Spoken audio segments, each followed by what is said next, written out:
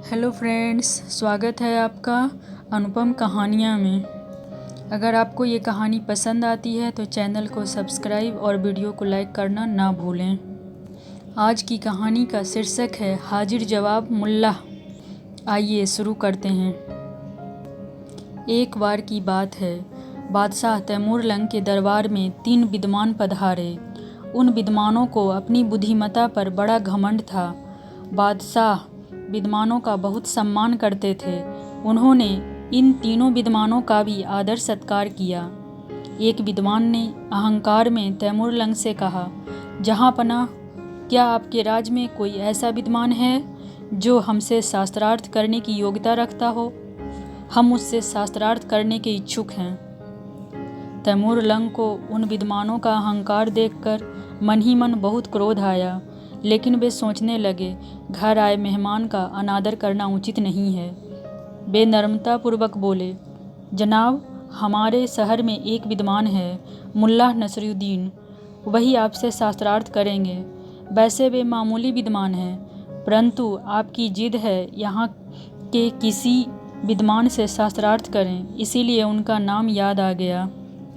शास्त्रार्थ के लिए निश्चित दिन निश्चित समय पर मुल्ला नसरुद्दीन अपने गधे पर सवार होकर शान के साथ मैदान में पहुँचे। शास्त्रार्थ को देखने के लिए वहाँ पहले ही बहुत भीड़ जमा हो चुकी थी। मैदान में एक बड़ा मंच सजाया गया था। मंच पर बादशाह तैमूरलंग सिंहासन पर बैठे थे। उनके आसपास तीनों विद्वान और कुछ दरबारी मौजूद थे। मुल्ला नसरुद्दीन मंच पर पहुँचे और बादशाह के सम्मुख सलाम की मुद्रा में झुके। फिर वे एक ओर खड़े हो गए। शास्त्रार्थ शुरू हुआ। मुल्ला नसरुद्दीन, आप विद्वान हैं, कृपया बताइए, ब्रह्मांड का केंद्र कहाँ है? एक विद्वान ने मुल्ला नसरुद्दीन से प्रश्न किया। वह सोच रहा था कि शायद उसके प्रश्न का उत्तर देना मुल्ला के बस की बात नहीं, लेकिन मुल्ला नसरुद्दीन मंच के नीचे खड़े अपने गधे की ओर इशारा करते हुए बोले, मेरे गधे के पिछले बाएं पैर के खुर के नीचे ब्रह्मांड का केंद्र है। जवाब सुनकर वह विद्वान बोला, आपकी बात का प्रमाण क्या है? मुल्ला ने झट से कहा, विश्वास ना हो तो गधे का पैर उठाकर सारे ब्रह्मांड से नाप तौल लीजिए। अब यह बीड़ा कौन उठाता कि मुल्ला के गधे के खुर के नीचे केंद्र मानकर सारे ब्रह्मांड की दूरियां नापे। अतः वह विद्वान चुप हो गया। तभी दूसरा विद्वान बोला, अच्छा मुल्ला, यह बताइए कि आसमान में तारे हैं। मेरे गधे के शरीर पर जितने बाल हैं उतने। मुल्ला ने तपाक से उत्तर दिया। इसका प्रमाण? अरे जनाब, हाथ कंगन को आरसी क्या, गिन कर देख लें, मुल्ला ने जवाब दिया।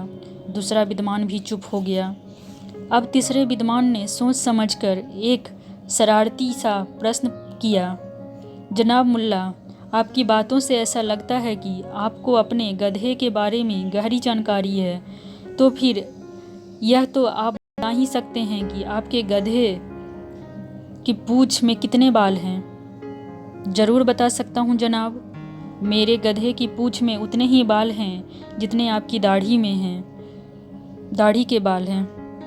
मुल्ला नसरुद्दीन तपाक से बोला, यह बात आप दावे के साथ कैसे कह सकते हैं? कम या ज़्यादा भी हो सकते हैं। तीसरे विद्वान ने कहा, बहुत आसान है, परंतु आपकी परेशानी ना हो तो मैं आपकी दाढ़ी से एक एक बाल नोचता हूँ और आप भी उसी हिसाब से मेरे गधे की पूंछ का एक एक बाल नोचते रहें। अगर हम दोनों के हाथ एक साथ ना रुके तो मैं अपनी हार मान लूँगा। विद्वान ने सोचा, यहाँ तो विद्वानता के चक्कर में अपनी दाढ़ी ही नुचवानी पड़ेगी। उसने चुपचाप मुल्ला के तर्क को स्वीकार कर लिया। फिर तीनों विद्वान के होठों पर खिसियानी सी मुस्कान लिए तैमूरलंग को सलाम कर वहाँ से चल दिए। बादशाह तैमूरलंग एक बार फिर मुल्ला नसरुद्दीन की विद्वानिता, बुद्धिमानी और हाजिर जवाबी के लिए वाह वाह कर उठे। उन्होंने मुल्ला नसरुद्दीन को ढेरों इनाम दिया। धन्यवाद दोस्तों।